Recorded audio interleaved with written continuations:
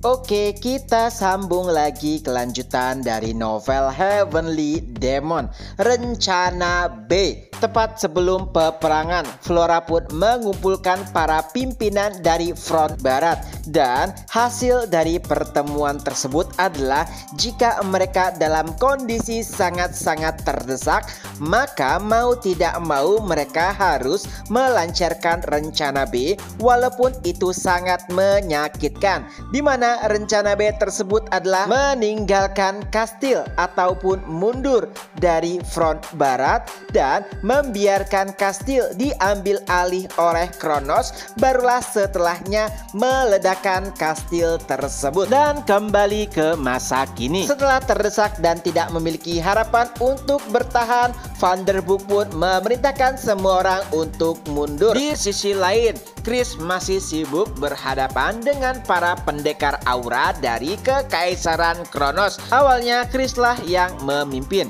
Siapapun yang melawan pasti akan dilibas. Hingga akhirnya musuh tak terduga pun muncul. Ia adalah pendekar aura bintang 6, Hannibal, peringkat 3 di benua dan peringkat 2 di Kronos. Tentu saja, walaupun Chris kuat, tapi Hannibal masih bukan lawannya. Chris ingin melarikan diri, tapi itu membiarkan punggungnya terbuka. Jadi mau tidak mau ia harus melawan Hannibal walaupun nyawanya adalah taruhannya. Chris tahu benar jika ia tidak memiliki peluang untuk menang, tapi untuk mensukseskan rencana tuannya tidak masalah jika harus mengorbankan nyawanya.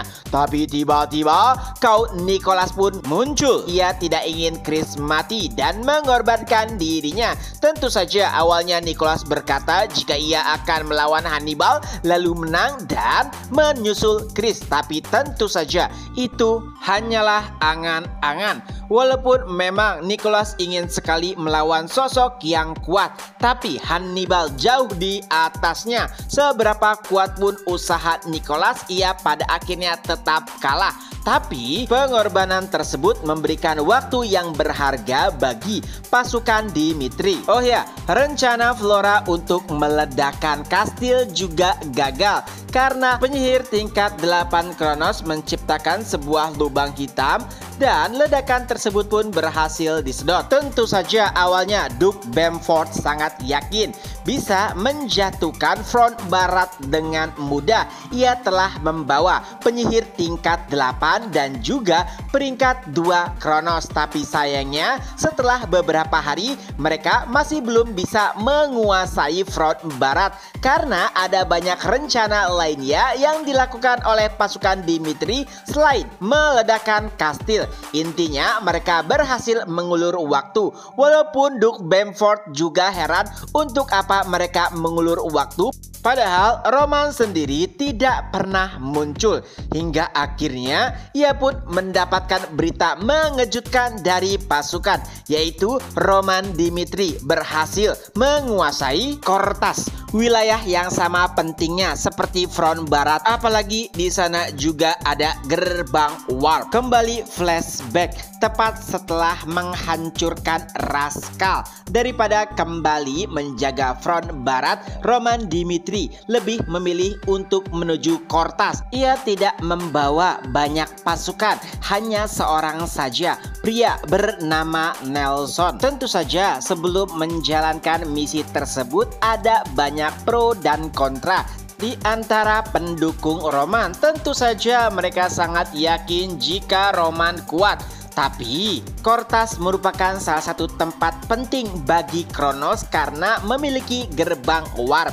Oleh sebab itu pasti pertahanannya sangatlah kuat. Bahkan Marquis Valentino awalnya sedikit ragu, tapi jika Roman Dimitri berjanji akan memberikannya atau setidaknya membuat satu pedang lagi, ia akan menerima rencana apapun dan Roman pun setuju. Hingga pada akhirnya setelah Raskal jatuh, Roman pun pergi menuju Kortas bersama dengan Nelson. Ia memberitahukan sekutunya setidaknya mereka harus bertahan minimal 2 hari saat Roman menjalankan misinya. Singkat cerita, Roman pun berhasil menuju Kortas. Bahkan ia telah sampai di mana tempat gerbang warp berada. Tentu saja ada banyak penjaga, tapi dengan kekuatan Roman mudah baginya untuk melumpuhkan seluruh penjaga. Barulah selanjutnya giliran Nelson. Nah, ternyata Nelson merupakan insinyur gerbang warp. Tentu saja tidak ada kewajiban sebenarnya bagi Nelson untuk ikut dengan Roman, tapi karena hadiahnya terlalu menggiurkan, pada akhirnya ia pun bersedia walaupun harus mempertaruhkan nyawanya. Nah, ada alasan kenapa Roman memilih Kortas. Di sana ada gerbang warp yang menghubungkan Kronos dengan berbagai macam titik. Tentu saja ada banyak gerbang warp di Kronos, akan tetapi Kortas merupakan tempat yang paling strategis dan juga dekat. Jika Kortas diblokir, maka pasukan Kronos harus menuju ke gerbang warp lainnya yang jaraknya sangat jauh. Roman juga tahu jika Kronos memiliki cara misterius untuk memindahkan orang. Tapi Roman juga yakin jika kemampuan tersebut terbatas. Oleh sebab itulah, memblokir Kortas adalah jalan terbaik. Tugas Nelson hanya satu, yaitu memutus jalur gerbang warp di Kronos dan menghubungkan ke satu tempat, yaitu di Mitri. Saat Nelson mengotak-ngatik gerbang warp, Roman sibuk membantai para pasukan Kronos yang berusaha menghentikannya. Dan setelah sabotase berhasil, Nelson merasa takjub juga terkejut karena ia melihat tumpukan mayat yang jumlahnya tak terhitung. Itu jelas pembantaian sepihak. Barulah beberapa saat kemudian pasukan Roman mulai bermunculan dari gerbang warp. Pertama ada Marquis Valentino dengan Blaze, pedang yang digunakan oleh Roman sebelumnya. Ia membawa pasukannya sendiri. Lalu ada juga pasukan yang dipimpin oleh Viscount Lauren dan Viscount Colnard. Walaupun jumlah mereka tidak seberapa, tapi berkat pelatihan yang diberikan oleh Dimitri, mereka telah jauh berubah. Tugas mereka hanya satu, yaitu membuat Kortas jatuh. Tidak hanya mereka, ada sosok tak terduga muncul. Itu adalah Kevin. Ia pun langsung memberikan salam kepada tuannya. Dan tentu saja berterima kasih karena berkat Romanlah ia bisa bertahan. Dan 2 hari setelahnya, akhirnya Duke Bamford pun menerima kabar atas jatuhnya Kortas. Tentu saja itu membuat Bamford terkejut. Ia pun bergumam, "Roman Dimitri, jadi inilah tujuanmu dari awal?" Ia tidak pernah menyangka jika Roman berhasil menghancurkan Kortas dan merebut gerbang warp, yang artinya saat ini pasukan yang dipimpin oleh Bamford terisolasi. Tapi Bamford tidak terlalu khawatir. Ia membawa 300.000 prajurit. Dari jumlah itu saja seharusnya Bamford yakin bisa menghancurkan Cairo dan juga Dimitri. Akan tetapi ada permasalahan. Jika pertarungan berlangsung cukup lama, maka persediaan makanan adalah masalah utamanya. Oleh sebab itulah ia melihat sebuah peta untuk membuat sebuah benteng. Dan ada satu tempat yang cocok, itu merupakan kastil kerajaan Kairo yang biasanya digunakan dalam keadaan terdesak. Di sana juga tersedia bahan pangan cadangan. Itu adalah daerah yang dinamakan Goseong. Jadi Bamford pun memerintahkan seluruh pasukan untuk menuju ke sana. Di sisi lain, tepatnya di kota Tesla, sebelah Kortas, Baron Zekman yang memimpin kota tersebut mendapatkan perintah dari Duke Bamford. Setelah jatuhnya Kortas, Bamford memerintahkannya hanya untuk bertahan, tidak perlu menyerang Dimitri. Bahkan dalam keadaan terdesak, Bamford memerintahkan mereka untuk menyerah. Pada titik ini, Bamford yakin jika Roman tidak akan membunuh mereka dan menawannya. setidaknya itu bisa memberikan banyak waktu bagi Bamford. Lalu tiba-tiba secara tidak terduga seseorang pun muncul dan menghancurkan penghalang sihir yang ada di gerbang Tesla. Dan ternyata itu adalah Roman.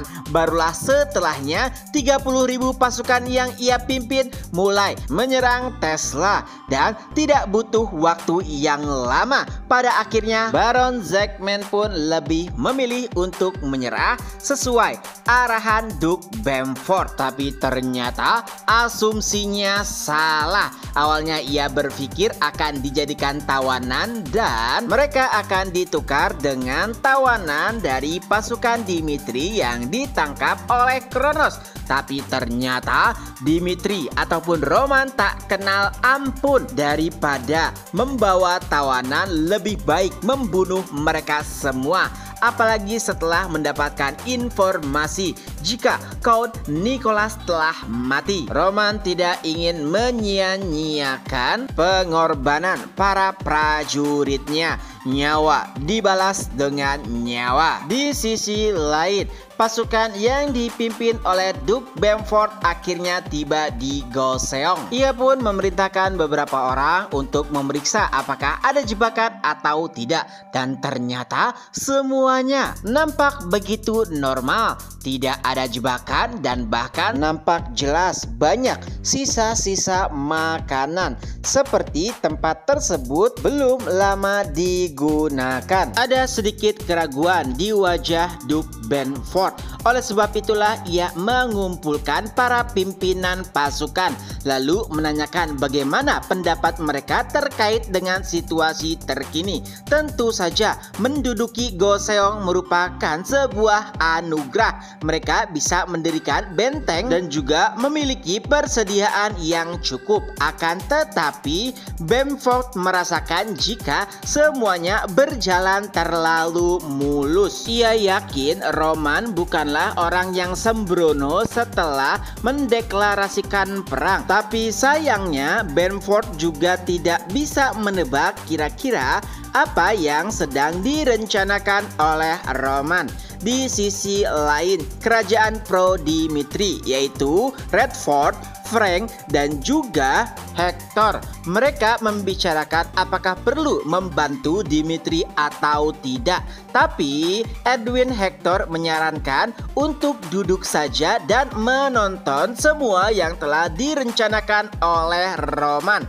Memang benar saat ini Roman seperti sedang memimpin, apalagi tak kalah menjatuhkan Raskal juga Kortas. Akan tetapi mereka takut jika momentum tersebut hilang karena pasukan Kronos tidak ada habisnya. Oleh sebab itulah mereka menyarankan untuk mendukung Roman. Sayangnya Edwin menolak. Ia mengatakan hal tersebut berdasarkan pengalamannya saat berperang melawan Kairo di perbatasan selatan. Ini pertama kali dalam hidupnya bahwa seluruh rencana yang ia buat digagalkan oleh Roman. Dan bahkan ia menganggap jika melawan Roman lebih buruk daripada melawan Kronos, yang artinya saat ini mereka hanya perlu menonton dan jika Roman meminta mereka untuk bergerak maka mereka akan bergerak. Pada titik ini Roman juga ingin menunjukkan bahwa Dimitri saja sudah cukup untuk bisa melawan Kronos. Di sisi lain, setelah memutus gerbang warp di Kortas, pasukan Dimitri dengan mudah menguasai beberapa wilayah di Kronos Timur. Akan tetapi ada satu orang yang nampak sangat gelisah. Itu adalah Kevin. Setelah kembali dari kematian, ia tidak pernah bisa tidur, selalu memikirkan tentang kekalahannya oleh Sven. Oleh sebab itu, dibandingkan tidur, lebih baik ia berlatih, memikirkan bagaimana jika ada orang kuat lainnya seperti Sven. Tapi berapa kali pun ia mengimajinasikan pertarungan melawan sosok kuat seperti Sven, ia selalu kalah dan itulah yang membuat Kevin selalu merasa gelisah. Tapi tiba-tiba terdengar suara. Kevin, itu adalah Roman. Roman menyadari jika setelah kedatangannya ia sama sekali tidak bisa tidur.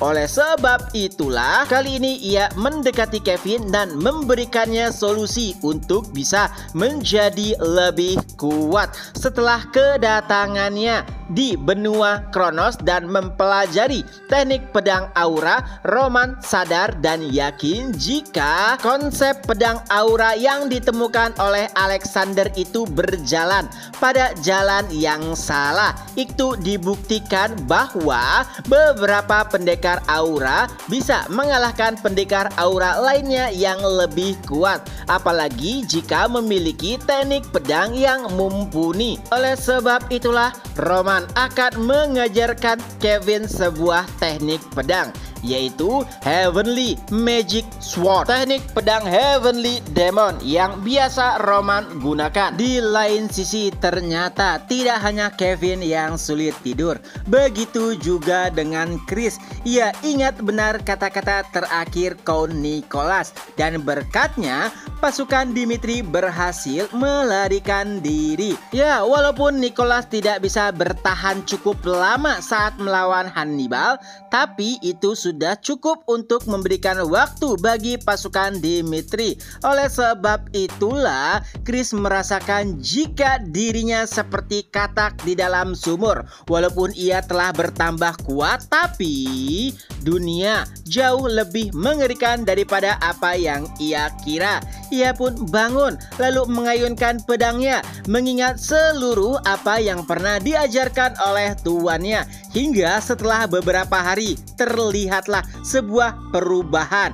Ia pun menghampiri Poki dan juga Vulcan. Keduanya melihat perubahan besar di tubuh Chris. Chris pun langsung menawarkan mereka untuk sparring, dan jika mereka berhasil menahan 10 serangannya atau bisa bertahan melawannya, maka gaji tahunan Chris akan diberikan kepada mereka berdua. Tentu saja itu adalah tawaran yang menggiurkan. Keduanya juga bukan pasukan biasa. Mereka pun setuju, tapi setelah beberapa detik keduanya pun dikalahkan. Nah, ternyata pada hari-hari terakhir saat Chris berlatih, ia pun merasakan sesuatu yang tak terduga. Kalau di dunia Murim itu biasanya dikatakan sebagai rekonstruksi tubuh, dan itulah yang membuat Chris menjadi sedikit berubah dan kekuatannya bertambah berkali-kali lipat. Beberapa hari setelahnya, pasukan Roman pun tiba di front barat. Nah, seluruh wilayah di Kronos Timur itu telah dikuasai. Jadi yang tersisa hanyalah pasukan yang berjumlah 300.000 orang yang dipimpin oleh Duke Bamford. Mereka pun bergerak menuju tempat di mana Duke Bamford berada. Begitu juga dengan pasukan Duke Bamford. Mereka merasa tidak nyaman menunggu pergerakan Roman. Jadi Bamford pun memerintahkan semua orang untuk bergerak dan bertemulah kedua pasukan. Tentu saja di sini pasukan Duke Bamford lebih diuntungkan dari segi kuantitas. Roman pun langsung memperkenalkan dirinya dan melamar pertarungan prajurit besar. Tentu saja niatannya sudah bisa dibaca oleh Duke Bamford, akan tetapi ia juga tidak bisa mengabaikan hal tersebut. Tujuan Roman satu, yaitu membunuh pasukan terkuat mereka, yaitu Hannibal. Oh ya, penyihir berambut putih tua itu namanya Severe ya, yang sebelumnya itu di video sebelumnya Mimin salah sebut. Melihat tingkah Roman tentu saja membuat Hannibal kesal. Ia ingin maju dan melawan Roman, tapi Bamford menghentikannya. Memang Hannibal kuat, tapi tidak seperti Roman.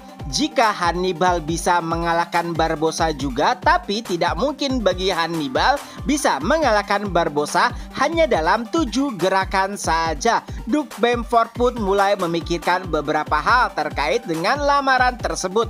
Hingga pada akhirnya Roman kembali berkata, "Baiklah, jika kau tidak menyetujui hal tersebut, bagaimana? Jika bukan aku yang turun, aku akan mengutus 2 prajuritku dan kau juga mengutus 2 ke prajuritmu. Tentu saja itu adalah tawaran yang membuat Bamford kesal, seolah-olah Roman sedang menginjak-injak harga dirinya. Dan dengan itu pula chapter pun berakhir. Nah, itulah kelanjutan dari novel Heavenly Demon. Semoga terhibur. Ketemu lagi di next video. Bye-bye.